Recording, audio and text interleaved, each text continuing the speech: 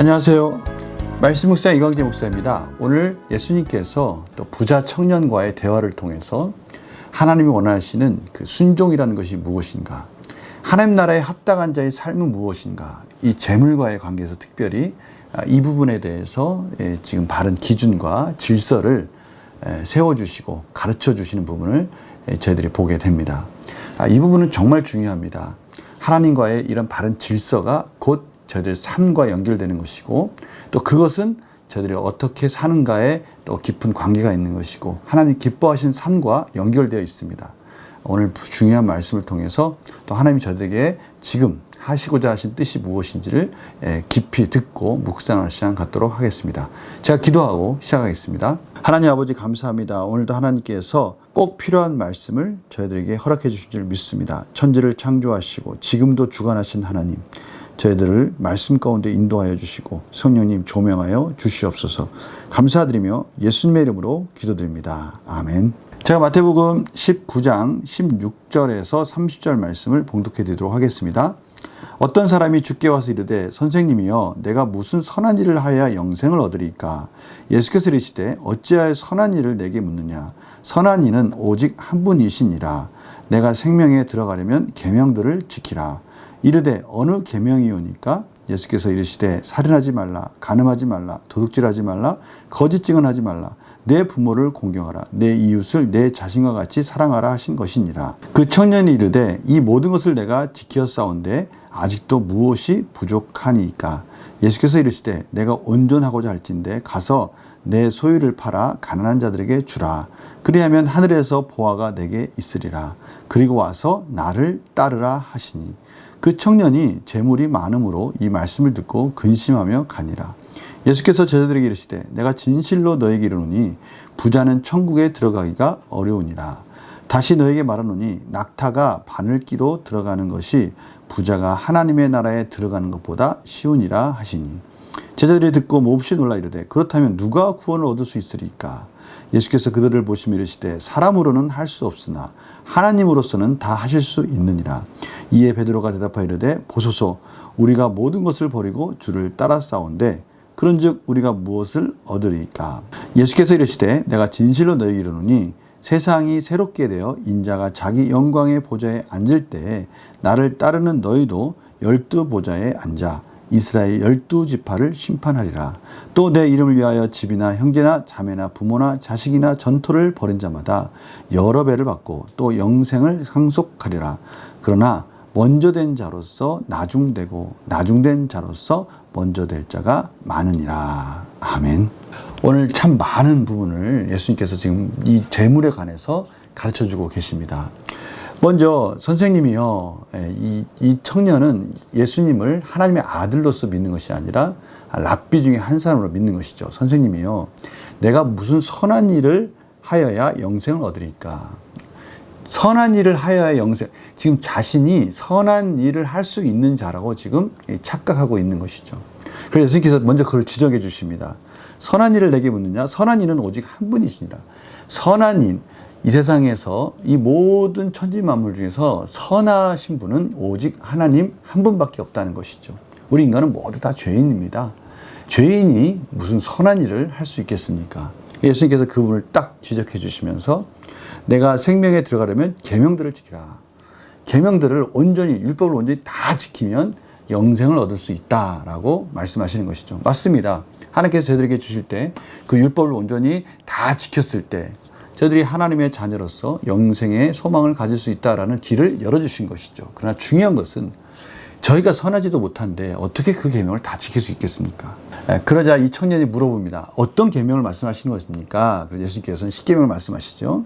살인하지 말라, 간음하지 말라, 도둑질하지 말라, 거짓 증언하지 말라, 내 부모를 공경하라, 내 이웃을 내 자신같이 사랑하라 하신 것이니라. 그런데 참 놀라운 말을 합니다.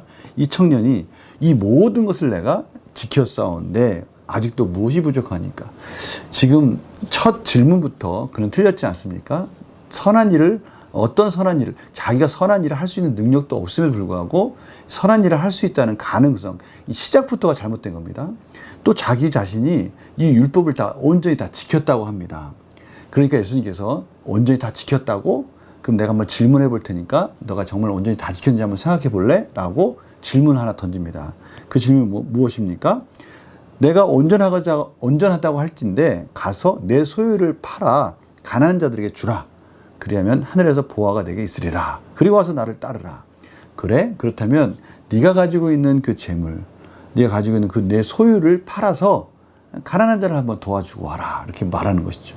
그러니까 이 청년이 그 말을 듣고 보십시오. 내 이웃을 사랑한다라고 하지 않았습니까? 정말 자기 이웃을 사랑한다면 자기가 가진 게 얼마 되었든 간에 그것을 다 팔아서 가난한 사람, 자기 이웃을 도와주는 것, 그것이 온전한 순종 아니겠습니까? 온전한 율법을 지키는 거 아니겠어요? 그런데 이 청년은 자기가 다 율법을 지킨다라고 착각하고 있었던 것이죠. 지금 자신이 그 율법을 지키는 것, 그것조차도 사실은 자기 자신의 이기적인 욕심, 자기가 율법을 지킴으로 인해서 영생을 얻을 수 있다는 착각 속에서 그것을 지키고 있었던 겁니다. 그래서 예수님께서 그 허를 탁 찌르신 거죠. 너 그 소유에 집착하고 있지 않느냐? 너 그 소유를 품고 너 이기적인 욕심을 지금 채우고 있지 않느냐? 너 이웃을 한번 도와줘 봐라. 그렇게 말하는 것이죠. 이 청년이 오늘 그 부분에 대해서 어떻게 보면 자기의 연약한 부분을 딱 정확하게 예수님께 진단받으니까 그 청년이 22절입니다. 재물이 많음으로 이 말씀을 듣고 근심하며 가니라. 결국 이 청년은 자기가 가지고 있는 재물, 또 자기가 어느 정도 순종하고 있다라는, 율법을 어느 정도 순종하고 있다는 것에 대해서 안심하고 예수님께 당당히 와서 물어보았는데, 결국 이 청년은 진심으로 하나님을 사랑하고 진심으로 이웃을 사랑하는 것이 아니었고요. 자기 자신의 이기적인 그 기준 안에서 그래도 어떻게 살아본다고 살아봤던 청년인 것이죠. 그래서 예수님께서 이렇게 말씀하십니다. 제자들이 이르시되 내가 진실로 너에게 이르노니 부자는 천국에 들어가기가 어려우니라. 부자는 천국에 들어가기가 어렵다.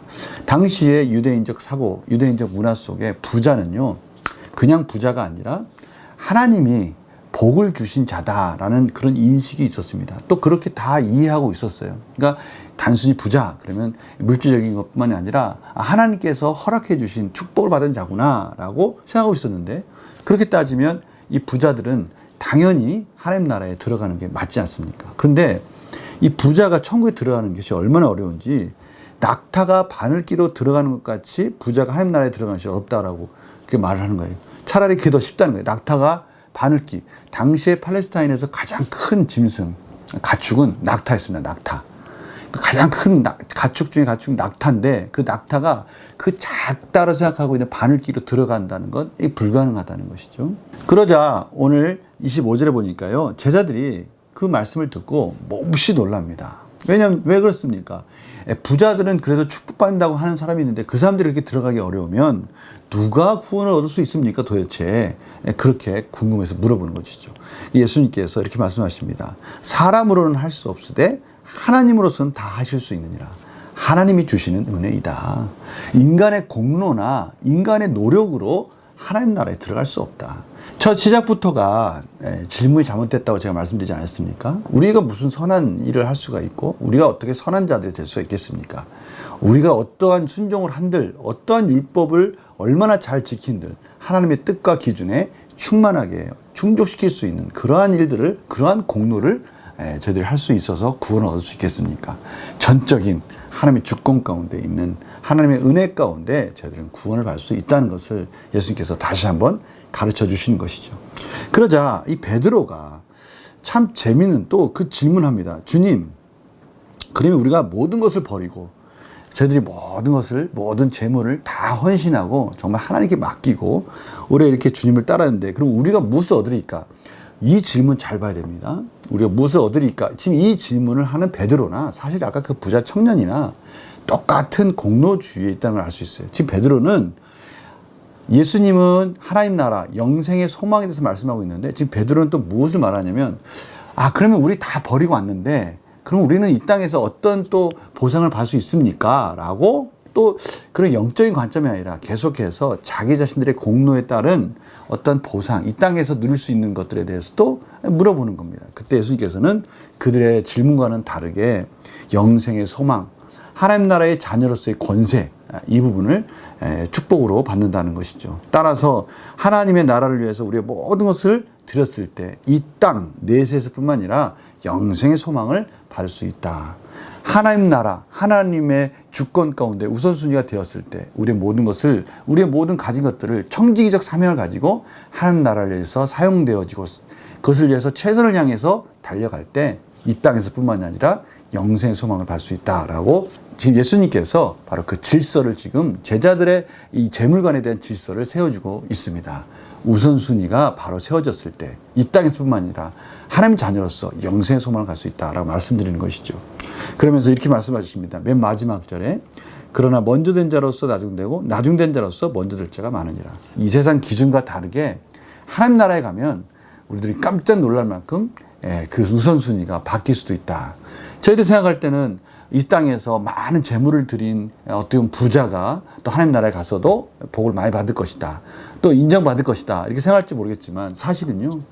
작은 자들이 자기가 가진 것 중에서 최선을 다해서 드리는 것과 부자가 많은 것 중에 일부분을 드렸을 때 더 많이 드린 것 같지만 사실은 어떻게 보면 이 가난한 자가 자기가 가진 것 중에 전부를 드린 것이 하나님 보시기엔 더 크게 드린 거 아닙니까? 그러니까 저희들이 생각하는 이 세상 기준과는 다르게 하나님 나라에 가면 하나님의 기준과 또 전혀 다른 그런 질서들을 보면서 깜짝 놀랄 것이다 라고 지금 말씀해 주고 계십니다. 오늘 이 말씀 참 중요한 말씀들이 많이 있습니다. 그러나 가장 중요한 것은 하나님 사랑과 이웃 사랑에 대한 온전한 질서 속에서 저들에게 있는 모든 것들, 재물이 되었든 저희들의 은사가 되었든 뭐 재능이 되었든 이 모든 것들이 오직 하나님의 뜻 가운데 사용되어질 때 청지기로서의 사명을 다할 때 우리는 이 땅에서 복받고 또 하나님 나라에서도 복받는 자가 될 수 있다라고 예수님께서는 그 질서와 기준을 가르쳐주고 계십니다. 결단과 적용을 보면요. 예수님을 따른다고 하면서도 여전히 내 것으로 여기며 내어놓지 못하는 것이 있다면 무엇입니까? 여전히 내 것으로 여긴다는 것은 여전히 내가 뭔가 할 수 있고 여전히 내 것을 품으면 내가 안전하다라고 하는 착각 속에 있는 것이죠. 그렇지 않다는 것입니다. 모든 것은 다 하나님이 주시는 것이고 하나님이 공급해 주신 것, 하나님이 저들에게 좀 넉넉함을 주셨다 그러면 그 넉넉함을 가지고 이제 하나님이 원하는 뜻 가운데 사랑하라고, 이웃을 사랑하라고 주신 것이고 청지기적 사명을 살라고 주신 것이죠. 오늘 이 부분에 대해서 다시 한번 하나님께서 예수님을 통해서 예수님의 그 살아있는 그 삶의 말씀을 통해서 부자 청년과의 대화를 통해서 저들에게 가르쳐주고 계십니다. 오늘 이 말씀을 통해서 내 것을 품는 것이 아니라 나눠주는 복된 삶이 되시기를 간절히 축원합니다. 제가 기도 마치겠습니다. 하나님 아버지 감사합니다. 오늘 하나님께서 저희들이 얼마나 복된 인생을 살고 있는지를 가르쳐 주십니다. 비로소 내 것을 품고 내 것에 집착하는 것이 아니라 다른 사람에게 희생을 할 줄 알고 헌신할 줄 아는 그런 인생을 살게 되었으니 너무나 감사합니다. 움켜쥐지 말게 하여 주시고 재물에 집착하지 말게 하여 주시고 재물의 노예가 아니라 재물을 다스린 자가 되게 하여 주시고 청지기적 사명을 감당하는 복된 인생이 되게 하여 주시옵소서. 감사드리며 예수님의 이름으로 기도드립니다. 아멘. 하나님께서 요즘에 계속해서 사랑하라고 말씀하십니다. 내 것을 나눠주라고 말씀하십니다. 참으로 어렵고 힘든 이러한 시기이지만 더욱더 하나님 안에서 이러한 사랑을 실천함으로 저희들이 얼마나 복된 인생을 살고 있는지를 깨닫는 풍성한 삶이 되기를 간절히 축원합니다. 내일 또 뵙겠습니다. 안녕히 계세요.